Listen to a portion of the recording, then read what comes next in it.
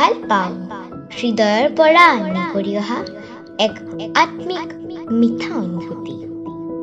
তাৰেই অংকন কুহিপাথৰ এই কবিতাটি। ভাল পাওঁ।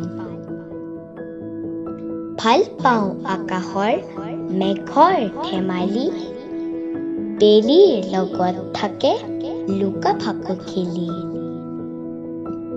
ভাল পাওঁ পথাৰৰ ৰং সেউজীয়া, ধাননি কপাই বোৱা বতাহ বলিয়া। ভাল পাওঁ পুৱতিৰ কোমল ৰ'দালি, দেখা দিয়া কুঁৱলীৰ বকা জাল ফালি। ভাল পাওঁ মাক মোৰ অতি মৰমৰ, মোৰ বাবে যাৰ নাই চিন ভাগৰৰ।